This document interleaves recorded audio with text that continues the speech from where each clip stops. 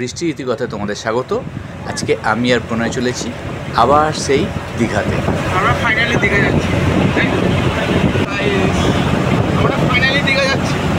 আবার কখন ফিরবো জানি না, ভোরবেলা। কি জন্য যাচ্ছি? চলো না কাজে যাচ্ছি। কোলাঘাট ব্রিজ।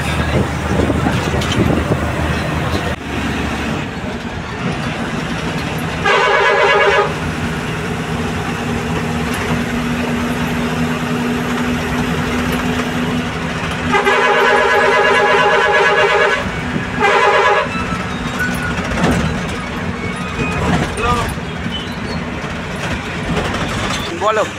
এই তো দীঘাতে এসে এখন বাইক নিয়ে ঘুরতে বেরিয়ে পড়েছি। আবার দেখি দুজন মিলে সেই চন্দনেশ্বরে পুজো দেওয়ার পর আজকে আবার এখন চার্জ বিল্ডিংয়ের দিকে যাচ্ছি বাইকে করে। ওহ কি ধুলো উঠছে গো, বেশ হাওয়া দিচ্ছে, বেশ ভালো লাগছে। বলো। এই যে আমরা এসে গেছি জাহাজ বিল্ডিংয়ের সামনে। জাহাজ বিল্ডিংটা দেখা ওইদিকে, জাহাজ বিল্ডিংয়ের সামনে। আমার মুখ দিয়ে দেখা যাচ্ছে না, অ্যাক্সিডেন্ট করে ফেলবো তো। সরি কি যন্ত্রণা। এই যে জাহাজ বিল্ডিং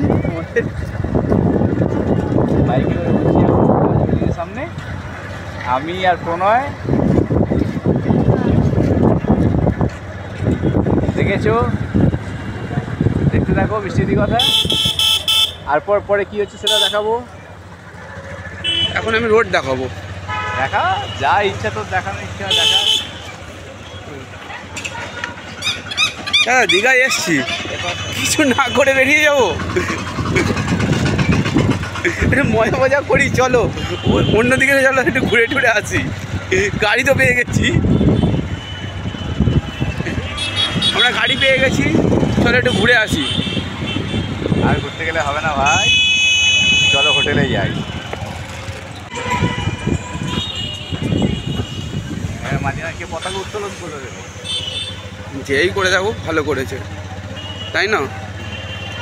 আমরা এখন হোটেলের দিকে যাচ্ছি, খুব মজা করতে করতে।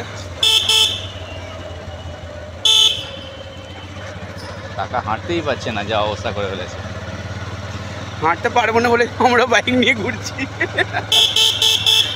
ওরা হাঁটবে, ছাড়ো। হোটেলে হ্যাঁ স্যার, বলুন স্যার। প্রণয়, বলো দাদা, কি খবর? খবর হেভি লাগছে দীঘায়। চল এবার হাঁটতে থাকি সমুদ্রে। হাঁটতে হাঁটতে এবার সমুদ্র থেকে বেরিয়ে চলো আবার বাইক নিয়ে ঘুরতে যাই। চল ঘুরে আসি। চলো ঘুরে আসি। ফেরার জন্য আমরা বাসে উঠে পড়েছি, অন্ধকার বাস। রাত্রি 2:20-তে বাসে উঠেছি জ্যাকসনে।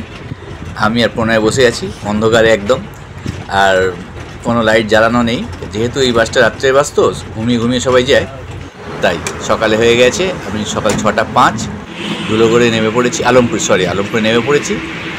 আর দেখো একটা মাছের পেটি নিয়ে এসেছি। কী মাছ আছে বাড়িতে গিয়ে দেখানো হবে।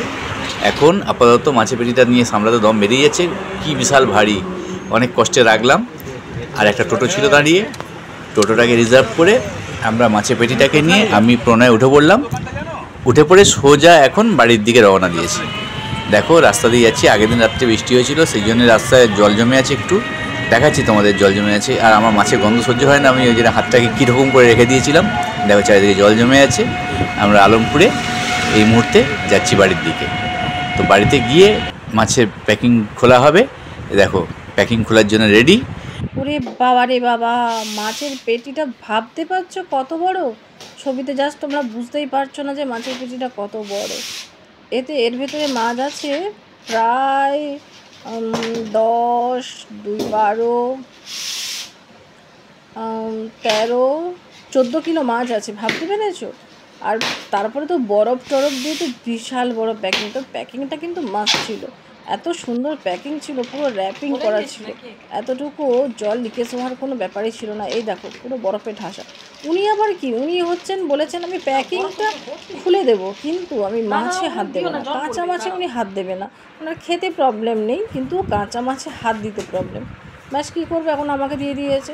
আর কি বলো তো, এই মাছ টাছ না আমি এগুলো পারি না, আমার ভীষণ হেল্পলেস লাগে। এগুলো পাঠিয়েছে দীঘা থেকে আমাদের একটা বন্ধু, আমাদের জন্য পাঠিয়েছে, ঠিক আছে। তো আমি তো ভীষণ রেগে গিয়েছি, কারণ এইগুলো না জাস্ট পারি না আমি। কি বড় বড় চিংড়ি না, দু ধরনের চিংড়ি ছিল, গলদা চিংড়ি ছিল, আর একটা কী চিংড়ি বলে বুঝতে পারছি না, সামুদ্রিক একটা চিংড়ি বুঝতে পারছি না। তো বেশ বড় বড় ছিল, কিন্তু খুব টেস্টফুল চিংড়িগুলো।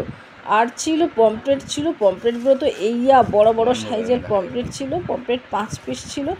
আর ছিল ইলিশ, চন্দনা ইলিশ মানে বুঝতেই পারছো যে ওই সামুদ্রিক যে একটা ইলিশ হয় না, সেই ইলিশ, চন্দনা ইলিশ আর ইলিশ ছিল প্রচণ্ড, 10 কিলো মতো ইলিশ ছিল।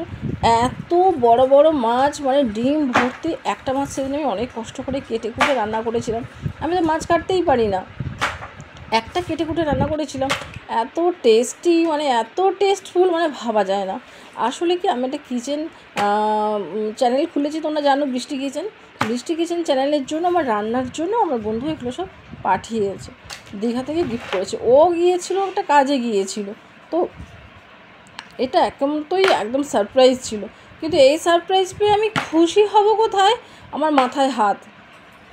গিফট পেতে সবারই ভালো লাগে, কিন্তু কি বলো তো, এইরকম গিফট তো মানুষকে বিপদে ফেলা গিফট। যে কখনো কোনো একটা ছোট্ট মাছ বাঁচতে পারে না, তাকেই এত মাছ, তুমি ভাবো। এই দেখো পমফ্রেটগুলো কত বড় বড় সাইজের পমফ্রেট।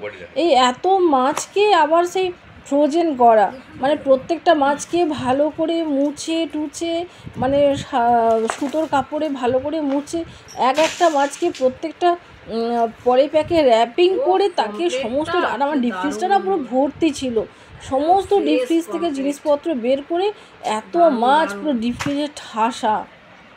আমি জানি না এত মাছ আমি কি করব। আমি তবু তো 2-একজনকে দিয়েই দিয়েছি, তো কী করে আমি ভাবতে পারছি না। তো আমি তো ভীষণ হেল্পলেস, মানে কি বলবো, আমার জায়গায় তোমরা হলে যে কী পরিস্থিতিতে পড়তে ভাবতে পারবে না। এত মাছ আমাকে আগে থেকে বললে আমি সেখানটা প্রস্তুতি নিয়ে থাকি, হঠাৎ করে আমাকে সারপ্রাইজ দিল। শুধু মাছ, মেয়ের জন্য এক গাদা জিনিসপত্র, তারপরে হচ্ছে আমার না একটু বেড কভার কেনার খুব নেশা, বেড কভার এক গাদা পাঠিয়েছে, সেগুলো তো পরে দেখাচ্ছি, আসছি। তো এইগুলো দেখো, মাথা খারাপ করে মানে কী বলবো, জোগাড় আর কি। তো আমি এই মানে মাছগুলো দিয়ে বিভিন্ন রেসিপিতে আমি আসবো, সেই রেসিপিগুলো আমার প্লিজ তোমরা সবাই ফলো করবে বৃষ্টি কিচেন আমার চ্যানেলটাতে। ওখানে আমি একটা বিভিন্ন ধরনের রেসিপি নিয়ে আসবো। ভালো লাগছে, আমি 100 বার বলছি, ভালো লাগছে। অনেক থ্যাঙ্কস, অনেক ভালোবাসা।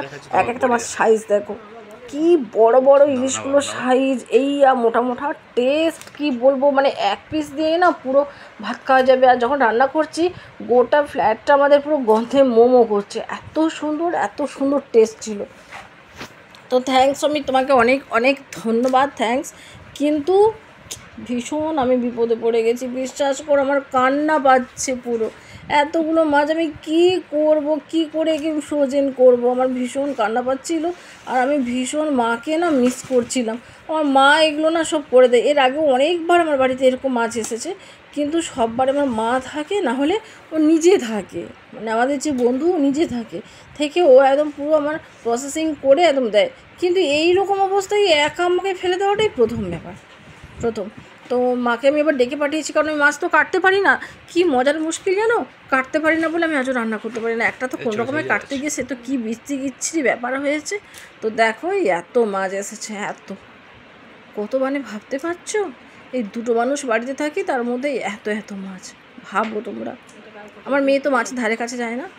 আর এই যে মেয়ের জন্য এক গাদা পাঠিয়েছে মাজা, তারপরে কি ওই আমলসের কুল পাঠিয়েছে, এক গাদা চকলেটস পাঠিয়েছিল, চকলেটগুলো খেয়ে নিয়েছে।